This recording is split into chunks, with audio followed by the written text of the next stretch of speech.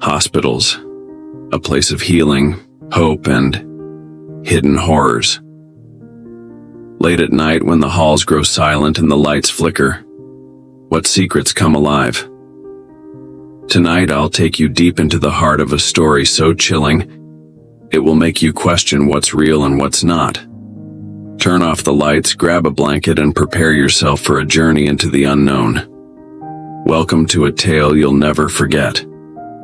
You said, it was just past midnight when Emily Carter began her shift at St. Augustine Hospital, a decaying facility that had once been the pride of the city, but now stood mostly empty.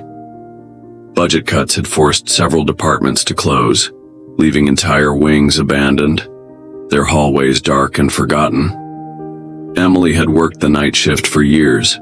She was used to the eerie silence, the occasional flickering light, the way the old building creaked under its own weight. But that night felt wrong. The air was colder than usual, as if the walls themselves were exhaling. Her first patient was a routine check-in, an elderly man with a failing heart. She adjusted his IV, checked his vitals, and reassured him with a tired smile. Everything seemed normal until she glanced at the monitor beside his bed. A second heartbeat. The screen displayed two distinct pulses, one slow and weak, the other strong and erratic. She blinked, her breath catching. The second pulse vanished as quickly as it had appeared. Just a glitch, she told herself. Just exhaustion. But then, the whispering started.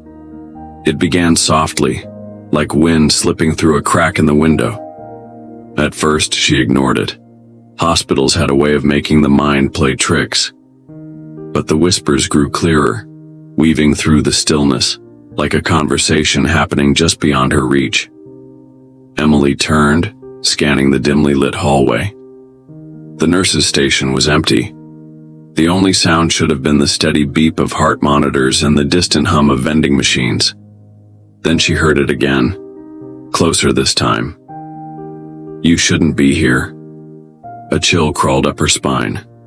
She followed the sound down the corridor, past empty rooms and locked storage closets.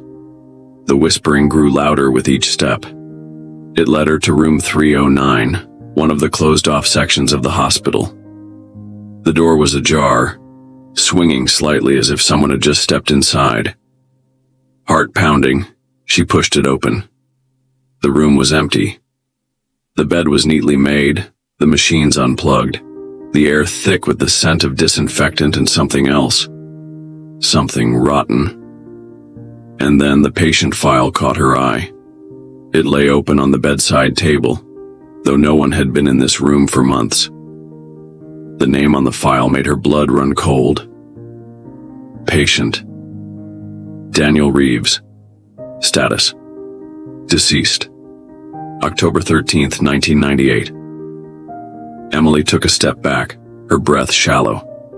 That was over 20 years ago. The overhead lights flickered violently, casting long, distorted shadows. She turned to run and came face to face with him. You said, Daniel Reeves stood in the doorway, his hospital gown torn, his eyes sunken and hollow. His lips moved, but no sound came out, until the room filled with a deafening, inhuman screech. Emily stumbled backward, slamming into the metal IV stand. Daniel took a step forward, his bare feet silent against the tiled floor. The stench of decay filled her nostrils. I never left, he whispered. The lights surged, then died completely, plunging the room into darkness. A hand, cold, skeletal, closed around her wrist. Emily screamed. The next morning, the hospital staff found Emily collapsed in the hallway outside room 309. Her pulse was erratic, her eyes wide with terror. When they asked what had happened, she only whispered one thing. He's still here. No one believed her, at least not at first. But when they checked the hospital's security footage, they saw something that made their blood turn to ice. At exactly 3:09 a.m., the cameras showed Emily talking to someone in room 309. Her mouth moved in frantic conversation, but she was completely alone. Yet for a split second, before the footage cut to static, a shadow moved behind her. A shadow that did not belong to Emily. And the file for Daniel Reeves? It was gone. What do you think really happened that night? Was it just a trick of the mind? Or something far more sinister lurking in the shadows? Let me know your thoughts in the comments below. If you enjoyed this story and want more terrifying tales, don't forget to hit the like button and subscribe to the channel. Turn on the notification bell so you never miss a chilling new upload. Until next time, sleep tight, if you can.